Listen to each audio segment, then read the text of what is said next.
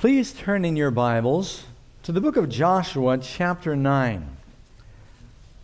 Joshua, chapter 9. Our message this morning is dealing with the subject of pleading our poverty. It's talking about coming before the Lord with our rags, our bags, and our moldy bread. And I think you'll understand better as we proceed. Joshua, chapter 9, verse 1. And it came to pass when the kings who were on this side of Jordan, that's in the land of Israel, in the hills and in the lowlands and in all the coasts of the great sea towards Lebanon, the Hittite and the Amorite and the Canaanite and the Perizzite and the Hivite and the Jebusite, when they heard about it, that they gathered together to fight with Joshua and Israel with one accord. All right, just to give you the background, what's going on here, the children of Israel have finally crossed over into the promised land. They have fought with Jericho, and they won. They temporarily lost the battle with Ai, but they came back and they won that battle. And the people that are now inhabiting the land of Canaan know that it is the intention of the Israelites to take this land. They say that this was given to us by God. Our ancestors Abraham, Isaac, and Jacob lived here. They got waylaid down in Egypt, but we're coming back for what was ours. And so they realize, look, they've got a powerful God with them. Maybe we can't take them on. For instance, in the Battle of Jericho, the other nations saw what was happening. When the children of Israel marched around the city walls, they shouted, blew the trumpets, and it fell. And then they saw how they defeated the Battle of Jericho. Think about how nervous it must have made them. They heard the story about the plagues of Egypt, how the Red Sea parted. They saw the Jordan River part when they marched over into Jericho. They saw before they crossed the Jordan River how at night there was this pillar of cloud that glowed above the camp and illuminated the entire camp. They saw them go out in the morning and collect something off the ground that evidently was food. They were miraculously being fed by God every day. Now, if you are one of the Jebusites or the Hivites or the Ammonites or the Perizzites, and you know this nation is intent on coming and taking your land, and you see such significant evidence that God is with them, would that make you nervous? They were very nervous, and that's why some of the kings said, look, we're not going to be able to defeat Joshua unless we have just a massive force. We all, even though they all fought among themselves prior to this, they realized we need a confederacy. Let us all join together to exterminate God's people. By the way, is that going to happen again in the last days? Is there going to be an alliance where all the different nations of the world join together with a common goal of eradicating those that do not worship the beast in his image? They will be the people who have the seal of God. They will certainly believe the sanctuary message, because the sanctuary, like the days of Joshua, would be right there among them.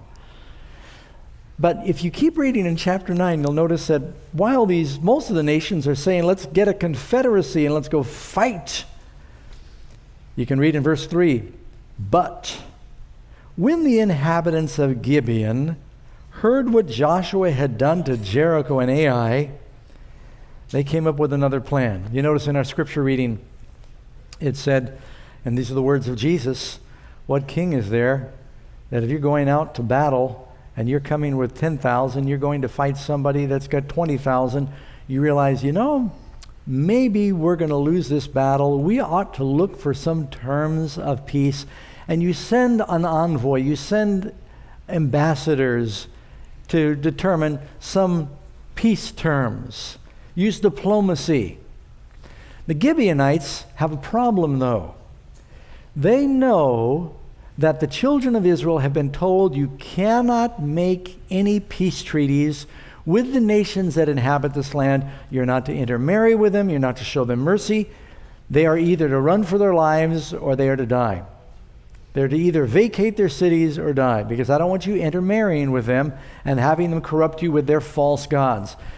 It says, but the men of Gibeon, they heard what Joshua had done. They worked craftily, and they pretended to be ambassadors. Now, before I read the rest of that, let me give you some verses to consider. If you look, for instance, in the Bible in Deuteronomy chapter 7, and you can go back to Joshua in just a moment. Deuteronomy chapter 7. Deuteronomy is a sermon Moses preaches. He gathers all of Israel together. He proclaims in front of all of Israel final instructions before he dies. Deuteronomy is one sermon you could read. It's a long one, but it's just one message.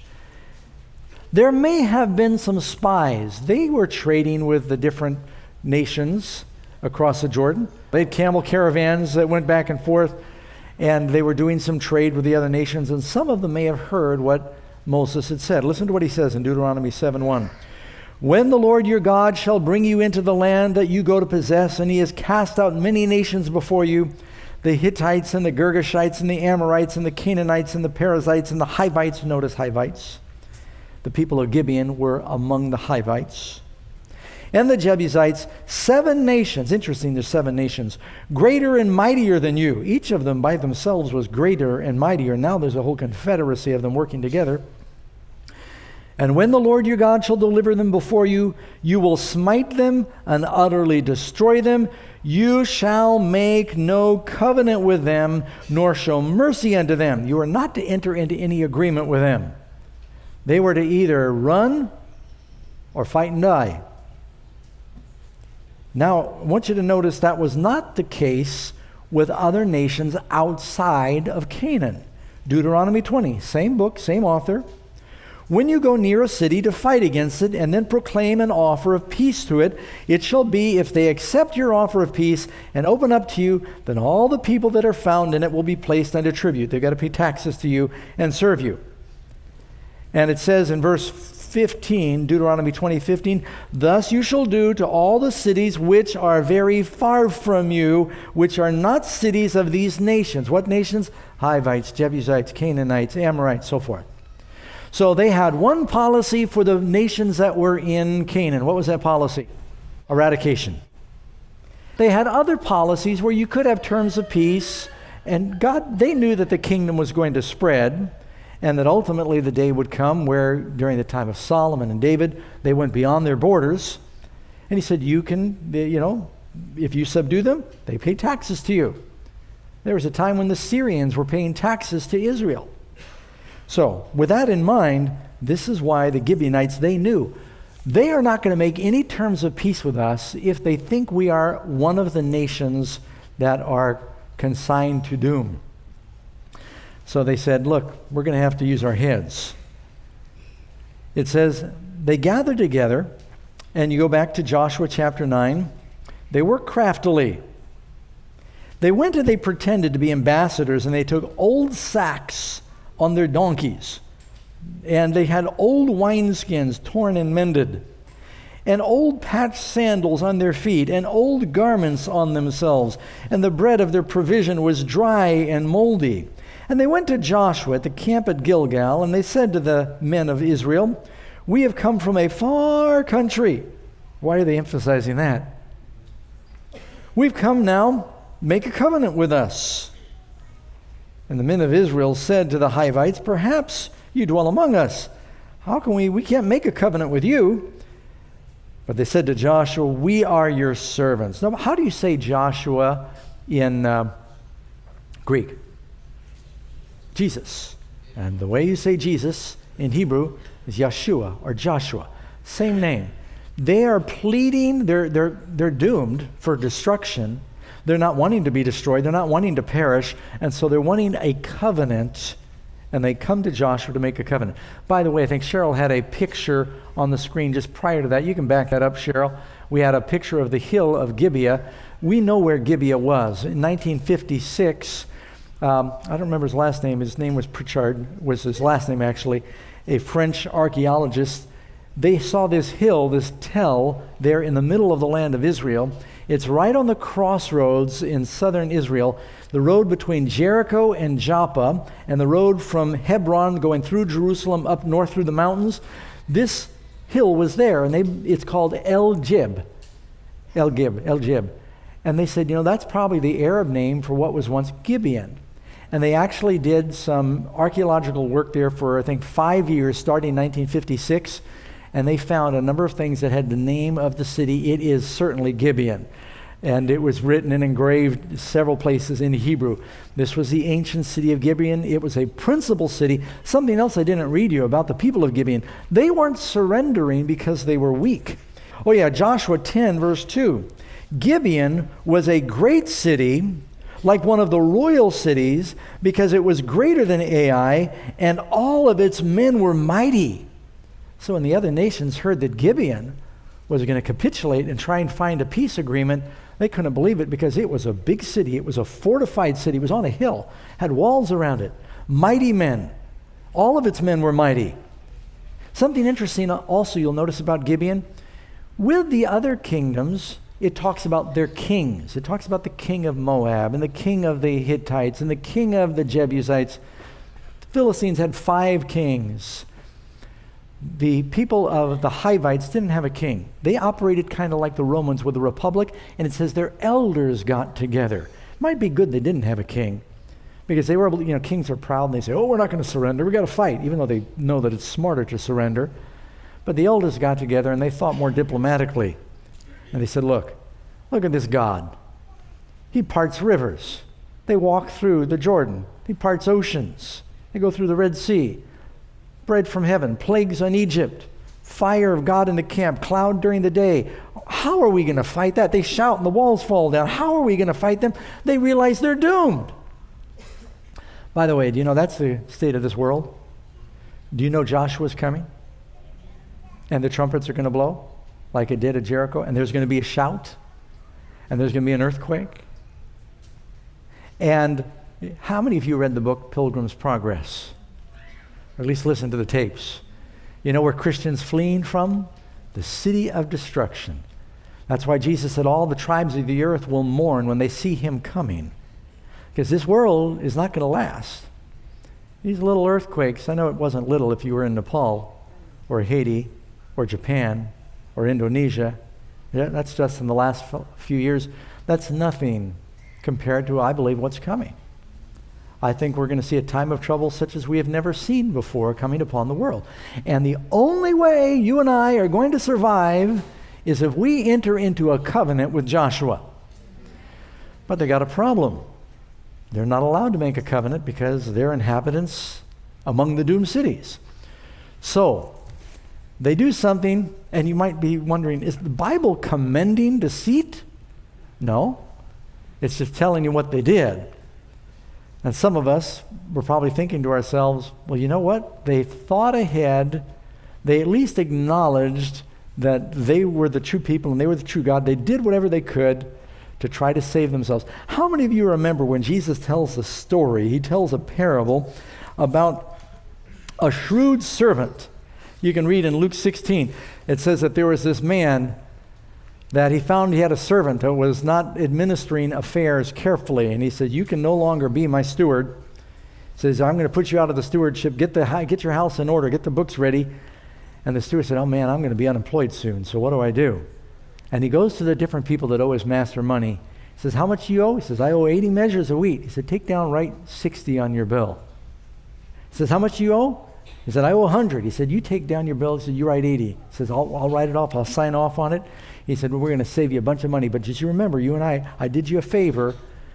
And so when he all of a sudden is unemployed, he goes knocking on the door of these guys and says, hey, you remember me? And because he makes them accomplices in his crime, they sort of have to take care of him. Now, Jesus commends that steward not for his deceit. People have always struggled with that parable. Is Jesus saying deception is good? No.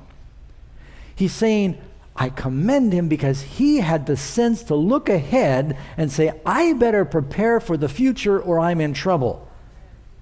And yet people in this world, we live like we've got eternity and we're not ready for what's coming. Jesus is saying at least the wicked are wiser than the children of light in that they look ahead and get ready. They do something to prepare to save themselves for what's coming. And this is what the Gibeonites did.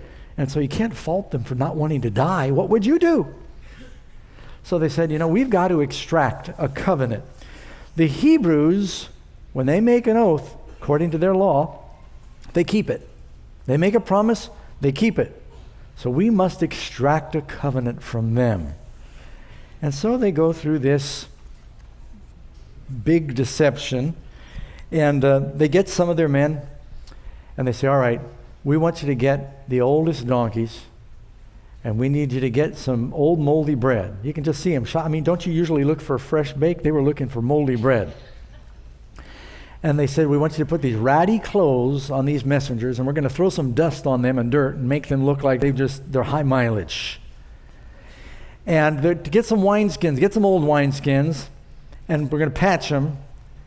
And, you poke a hole in a wineskin. The way you patch a wineskin is you actually have to pinch off a piece and tie it off. So you basically tie like a little buttonhole on it. You know what a wineskin was? It was the skin of a sheep. I think I've got a picture of it in the screen. I'll show you in just a minute. And they would just tie off the neck and the feet and the head and the south end, and they put the wine in there. And they did all this because it symbolizes. I want you to notice the things that we're going to talk about. Old sacks, old wineskins, torn and mended, old patched sandals, old garments, oldie moldy bread, a far country, and they're asking for a covenant, and they declare that they will be servants. What does this represent? All right, let's start with the old sacks. Another way you might say that is an old bag. Now, don't turn and say that to the person next to you. Sometimes we do that, but we're not going to do that now. What does it mean, old sacks? These old bags. You can read in Haggai 1, verse 6. What do you use a bag for in Bible times? What do they do with bags? They put your treasures. When they traveled on these donkeys, they put all their goods in the bags. They put their stuff, their valuables in the bags. They put their grain and their money in the bags. And when the bags are old, they get holy in a bad way. Haggai 1 verse 6, you've sown much and you bring in little. You ever felt that way? You eat, but you don't have enough. You drink and you're not filled with drink. You clothe yourselves, but no one is warm. And he who earns wages to put it in a bag with holes. Any of you, when you were young, you ever, take your 10 cents for the good humor man, you get to the store and you found out that you had a hole in your pocket and your dime is gone? That is a real lonely feeling. Any of you ever put your money in a purse with a hole? Or a bag with a hole? You know why it says in Haggai that happens? Can I insert one sermon in the middle of this sermon? They had come back from the Babylonian captivity, and they got settled in the Promised Land, and they were spending all their money fixing up their houses, and the house of God didn't have enough money. It wasn't even built. And he said, the reason you're not prospering is you're preoccupied with your homes, and my house is desolate. He said, if you'll seek first God's kingdom and his righteousness and build up my house, I will bless your house. But right now you're putting your house ahead of my house, so you're putting your money in a bag with holes. This is a good point to mention, if not too late, to give towards our remodel project. You like to sew up those holes in your bags.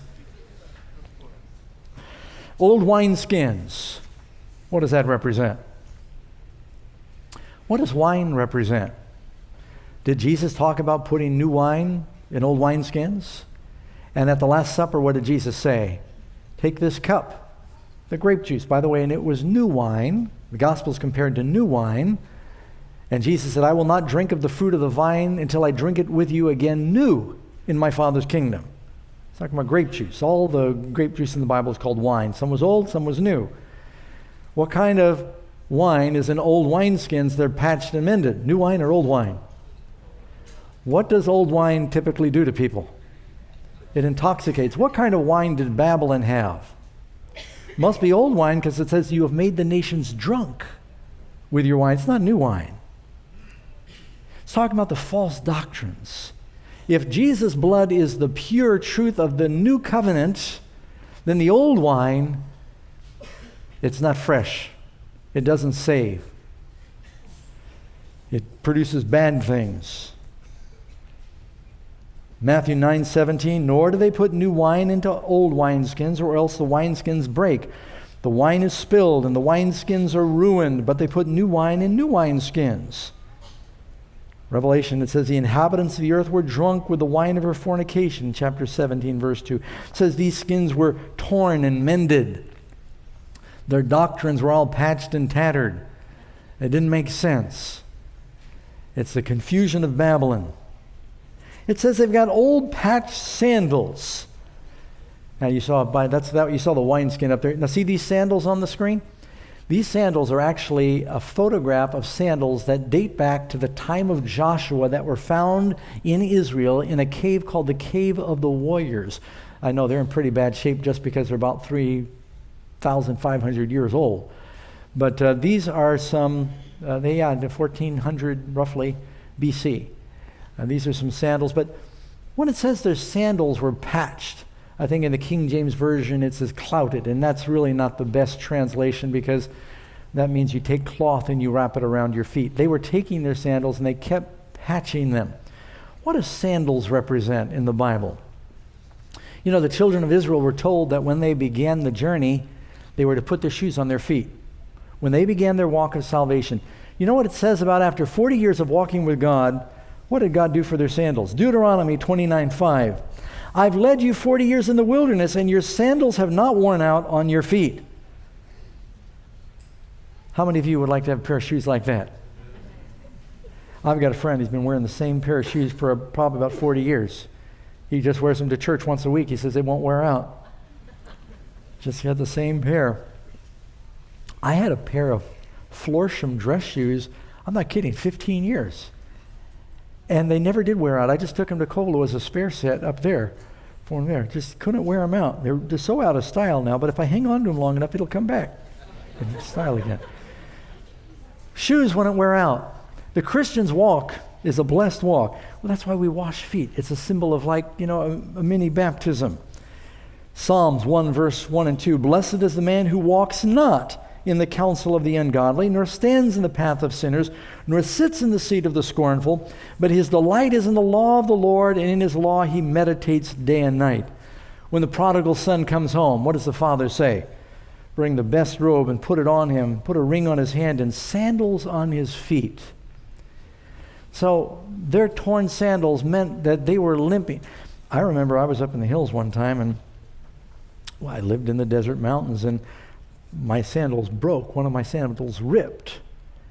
And, I couldn't walk on it. You have to walk funny or it just flops out from under you because you kind of had to walk to keep it from flopping out under you. Finally I said, well, forget this, and I took it off. But then walking with one good sandal and one bad one, that was even more frustrating. I ended up taking them both off so at least both feet would feel the same. And I've been up in the hills before where I tried to patch or tie a pair of sandals and put them back together again. And so what it's saying is long journey, long walk, a hobbled walk, a limp, a high mileage. They'd had many blowouts along the way. Old patched sandals. Do we sometimes shuffle and limp in our walk with Jesus? This is all describing the lost condition. Are you getting that? Old garments. What does clothing represent in the Bible?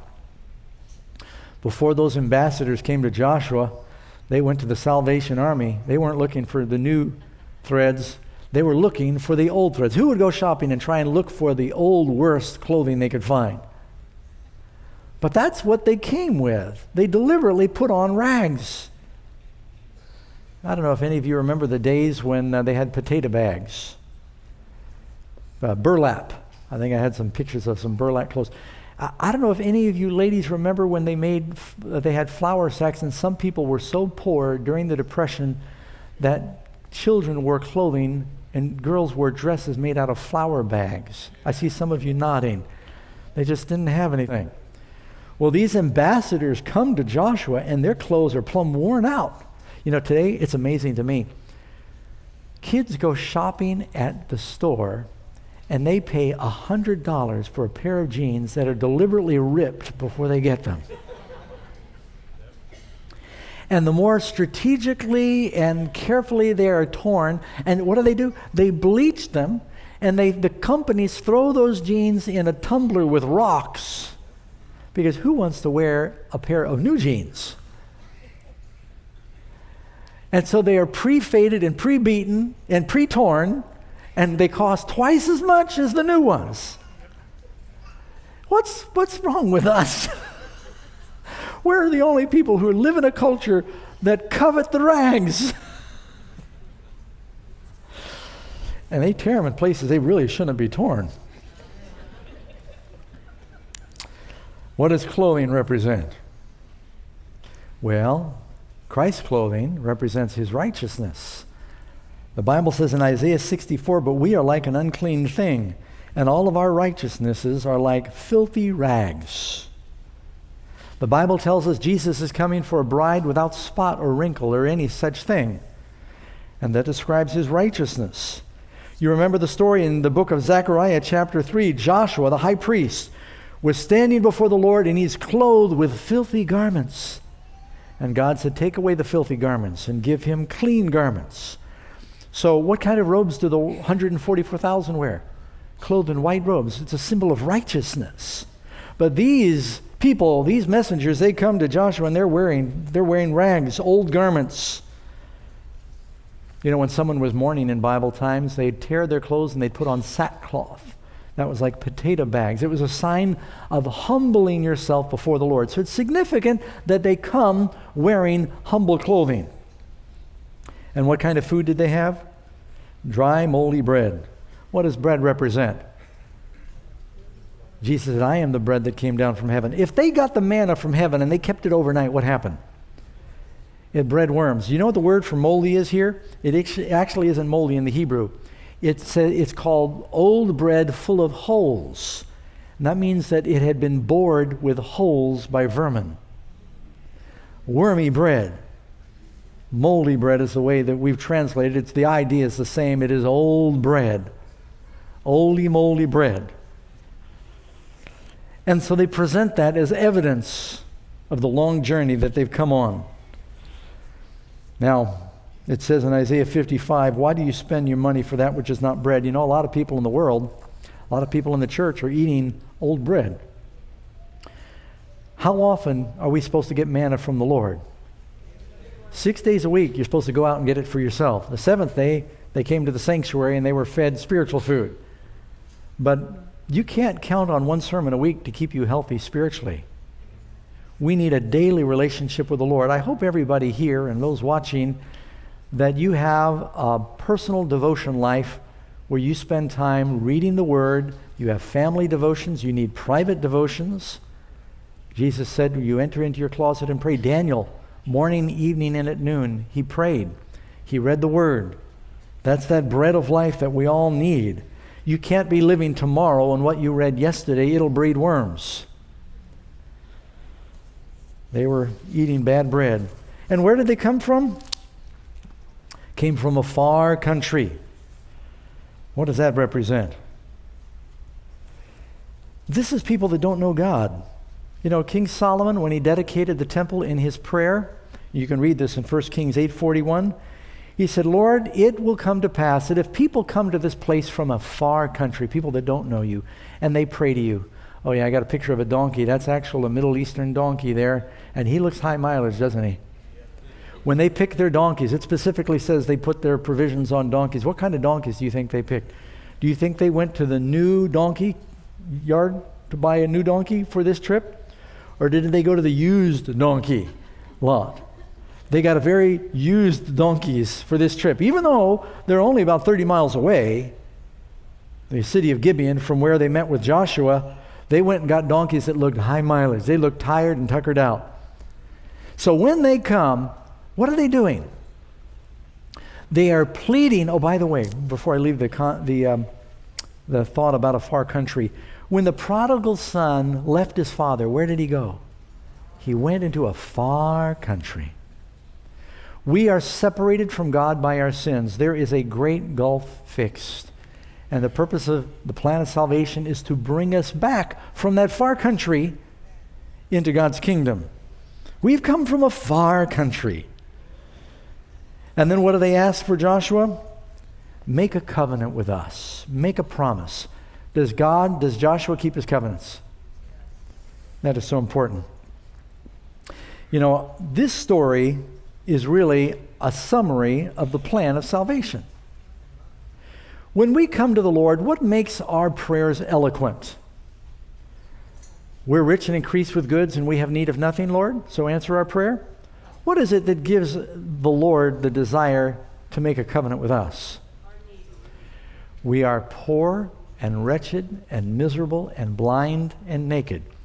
What are they presenting to the people of Israel in order to extract a covenant? How self-sufficient they are? Or are they presenting their poverty? They are actually pleading their poverty. They're saying, look at our rags. Look at our shoes. Look at our bags, our wineskins, our food. And it tells us, go back to Joshua. I want you to look at what happened in the story. Joshua chapter 9. They said, where'd you come from? Oh, we came from a far country.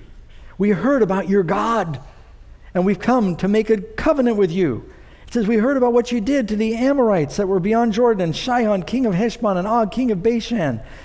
And therefore the elders and the inhabitants of our country, see, they don't have a king, they've got a republic, they said to us, take provisions with you for the journey, and go meet them, and say, we're your servants. Now therefore make a covenant with us. This bread of ours we took hot from our ovens when we left our houses on the day we departed. They're lying, but they want to live. By the way, Rahab lied also. She said to the messenger that came to arrest, the soldiers that came to arrest the two messengers from Joshua, she says, oh, they left the city. You better run after them real quick. I don't know where they came from. Now, you don't misunderstand. I'm not saying that it's good for Christians to lie. I'm just saying Bible faithfully records what they did. But there's a spiritual analogy here. So yeah, they're telling a big old fib. Hot from the ovens. These wineskins, verse 13, were filled with new wine. What kind of wine? But see, now they're torn, and these our garments and our sandals have become very old because of the very long journey. Then the men of Israel took some of their provisions. That means they actually held it, and they said, yeah, this bread stinks. Wow, man, they must have come from a long way. They're using their own evidence, but it says they did not ask counsel of the Lord. They figured, well, we're judges good enough for ourselves. They didn't ask counsel of the Lord. Verse 15, so Joshua made peace with them and made a covenant. You know what a covenant means? They swore. They made a covenant with them to let them live. And they agreed that they would pay taxes. They would be their servants because they believed in their God. They made a covenant with them. Did you catch that? To let them live. They made a covenant with them. They made a covenant with Joshua to let them live. How do you say Joshua in Greek? Jesus. Can we make a covenant with our Jesus? Notice what happens, verse 16. After 3 days, after they made the covenant, they realized they were their neighbors. You know how often it says after 3 days? How long was it till the resurrection? On the third day. Then the children of Israel journeyed, and they came near the city of Gibeah. There's actually 4 cities, it names there. Children of Israel did not attack them because the rulers of the congregation had sworn to them by the Lord God of Israel. And all the congregation complained against the rulers. And the rulers of the congregation says, we have sworn to them by the Lord God of Israel. Now therefore we may not touch them. Well, I talk about keeping your word. You remember when Jephthah opened his mouth and made an oath? The Bible says better not to swear than to swear and not keep it. Should Christians keep our oaths? We're living in a time where if you can't pay your bill, you just file bankruptcy. And if you can't get along, you just file for divorce. And we're just surrounded with a culture where making promises and keeping them, it just seems like it's sort of optional. But not for God's people. When they had the presence of God in their midst, they made a covenant in the name of God. To violate that covenant would bring a curse upon them. And they said, we can't attack them. By the way, they didn't want to fight. They wanted peace. So they said, what do we do? When Joshua found out, you can read this in verse 23, he called the leaders of Gibeon. He said, you deceived us, in verse 22. You said, we're very far from you. You're near to us. Now therefore, you're cursed. And none of you shall be freed from being slaves, woodcutters and water carriers for the house of my God.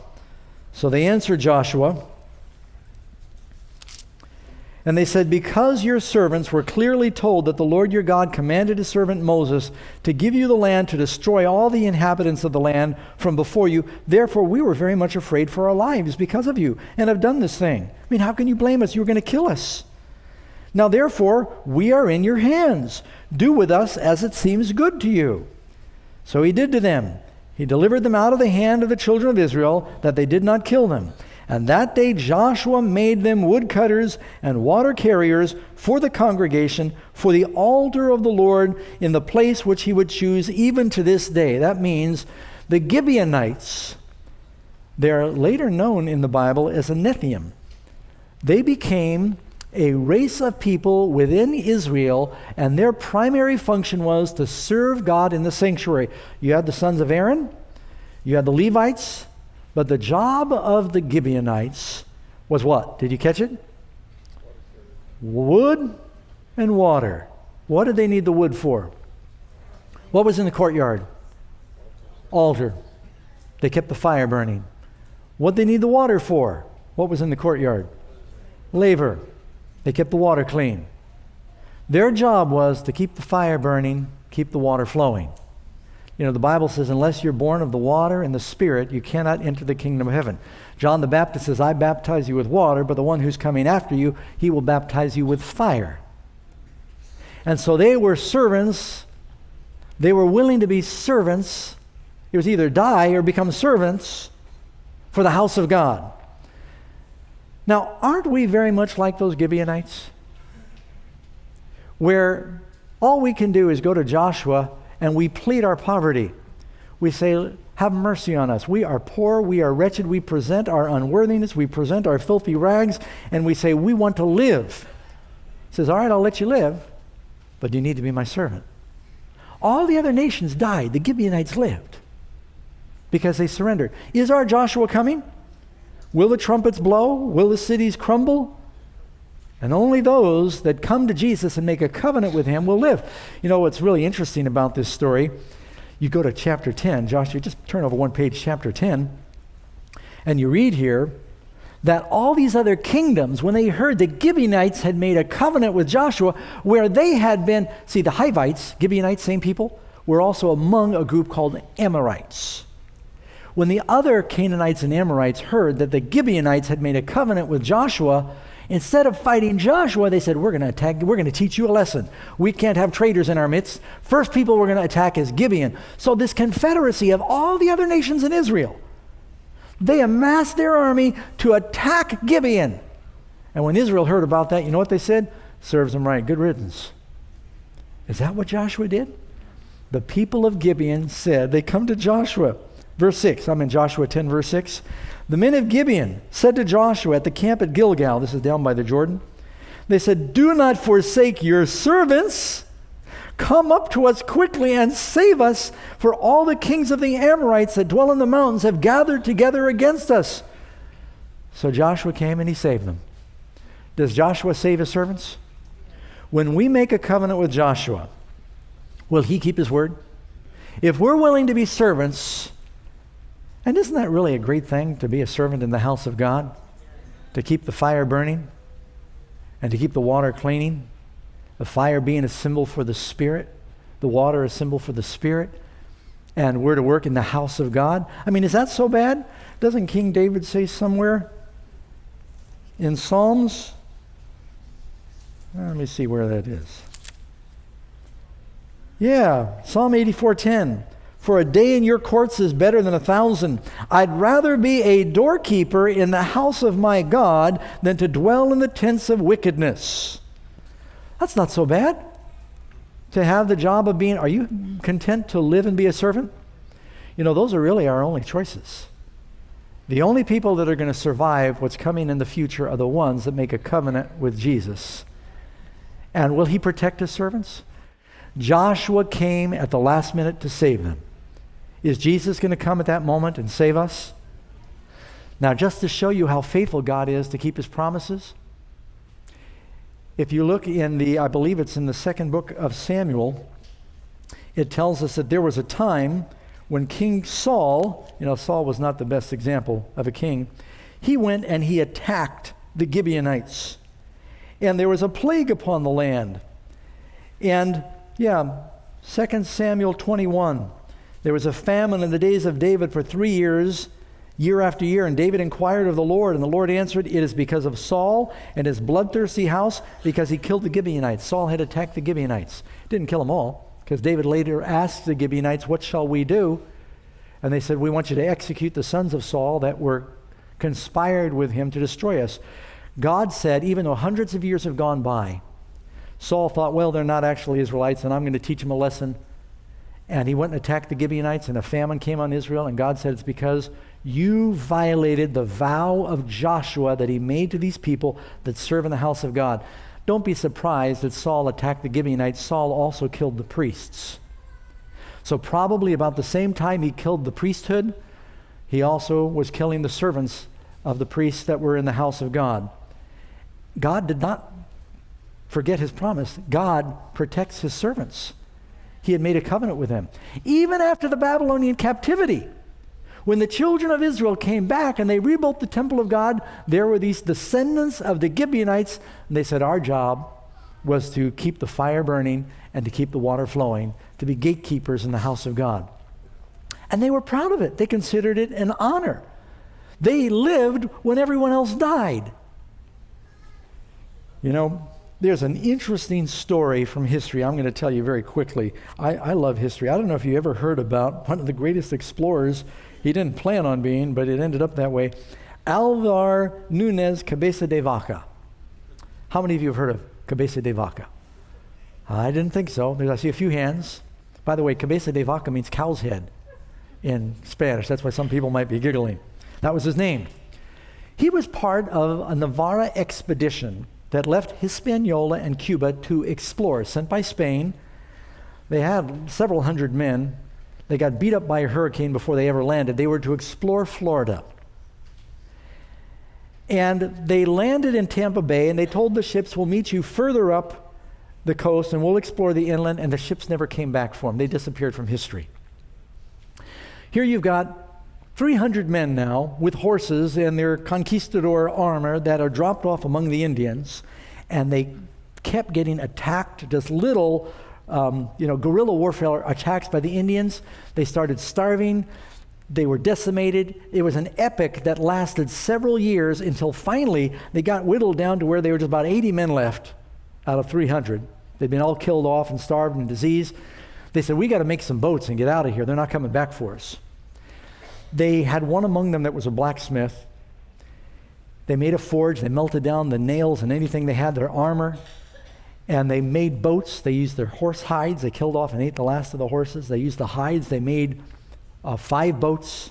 They tried to get back to Cuba. They got caught in a hurricane, and only 2 of the boats made it to this island. They were washed back out into the ocean when they reached the Mississippi. I'm telling you, this is an incredible story. It lasted 8 years, so I can't fit it all in the closing appeal here. When they finally got shipwrecked, the founder of the expedition, he disappeared in the hurricane. But Cabeza de Vaca ended up with just a handful of men washed up on Galveston Island. They tried to save themselves in the waves. They were using their clothes to plug the holes in their leaking boats. When they got washed up on the island, their condition was so pitiful. They were naked. They were skinny. They all probably looked like, based on his description, he writes the whole account, looked like POW survivors. They were dying off one by one. Finally, when the Indians found them, there were just a handful of men left. There was like 8 or 10 of them. And they thought the Indians were going to attack and kill them. They looked so bad, the Indians all sat down and began to cry. And they sat there and looked at them, and they cried very loudly for a half an hour. And Cabeza de Vaca said, we already felt bad, but when we saw how these, he describes them as savages, pitied us, we realized how far we had gone. Well, the Indians there ended up saving them, but they said, we'll save you, but you must be our slaves. And so 4 of them ended up surviving. Some of them were so sick they couldn't even be healed. They brought them back to the mainland. They traded them among several tribes. This may not have a lot to do with the sermon, but it's an amazing story. They were servants for a while, but some of them got sick. Some of the Indians got sick. And Cabeza de Vaca, having at least some elementary knowledge of medicine from Europe and the ship's doctor, he was able to help and heal some of them, and he'd pray over them. And he said the Lord was working miracles and the Indians were being healed. All of a sudden, he went from being a slave to being a medicine man, a shaman. And he said pretty soon his whole state changed, where he would go everywhere and they would go with him because he was a medicine man. He tells one story where one person was as dead as a doornail. They asked him to pray, and he said, no, they're dead. And he said, you must pray, you're the shaman. And he reluctantly prayed, and he said the guy came back to life. And whether it's true or not, that's what he wrote. He said after that, he couldn't get rid of this following. As he'd go from one village to the next, they'd follow him everywhere. The 4 of the original expeditions survived. They were the first to explore the southwest of the United States. They were the first to see the American bison, and you should read his description of it, having never seen the American buffalo. And it gives the first account of the Indians and how they fought in that whole region. He saw the Pacific Ocean, made it back to Mexico. So the first few nights he was in civilization, he said he couldn't sleep on a bed. He hadn't slept on a bed in years. He had to sleep on the floor. And so it's just an amazing story. But I'll never forget when I read this, I read his book that he wrote, how he had reached the absolute bottom, and so bad that the others just wept. The other Indians just have to weep. They survived, but they had to be servants to survive. And isn't that kind of how it is for the Christian? You know, you sometimes have to reach the bottom before you can really surrender to Jesus. It's hard for us to repent when we feel really good about ourselves. It's not until we really realize how utterly bankrupt we are spiritually that God can do anything with us. I think it was Martin Luther who said, the Lord creates from nothing, and it's only when we realize we are nothing, God can make something out of us. And we must come to the place where, like these Gibeonites, I think it was Matthew Henry that said, let us do what these Gibeonites did and come to here it is. Let us do like these Gibeonites and seek peace with God in the rags of abasement and godly sorrow, so our sin will not be our ruin. Let us be servants to Jesus, our blessed Joshua, and we shall live. God will make a covenant with us. Does God forget his covenants? Don't you want to have a covenant with Joshua, with Jesus, before he comes back? So how do you come? Say, Lord, you're very lucky to have me. It's really going to upgrade your church when I join. I have so much to offer. That's the way some people come to Jesus. They think they're doing God a favor. Or do we come, say, rags, torn sandals, wineskin, old skinny donkeys? We realize we have nothing. We've come from a far country, and we just come to Jesus as we are. You know, I'd like to make an appeal as we close today. We're going to be singing that song, Just As I Am. By the way, we'll be singing the melody from 3:14, but it's actually the words we'll be using on 3:13, and we'll sing 3 or 4 verses there. But I really believe that we're seeing the end approach. And you're thinking, oh, pastors have said that for years. You're right. And one of these days, one of us is going to be right. That really is. And I think that I just see what's happening in our culture. We need to pray for what's happening with the Supreme Court right now and decisions that are being rendered. I don't think we realize the gravity of some of these things that are going on. And the religious things happening with the environment. And I believe it's so important that we surrender ourselves to Jesus.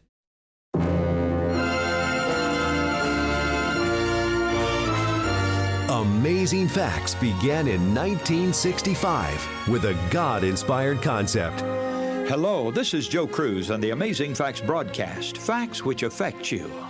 Each radio broadcast would begin with an amazing fact from science, nature, or history, followed by a Bible message that touched the hearts of listeners from every walk of life. The program was an instant success, and the ministry soon began expanding to include Bible lessons.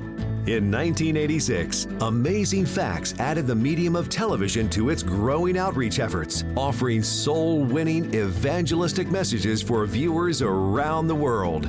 In 1994, Pastor Doug Batchelor assumed leadership of the ministry, adding the Bible Answers Live call-in radio program, and new ministry TV programs began airing on multiple networks around the world.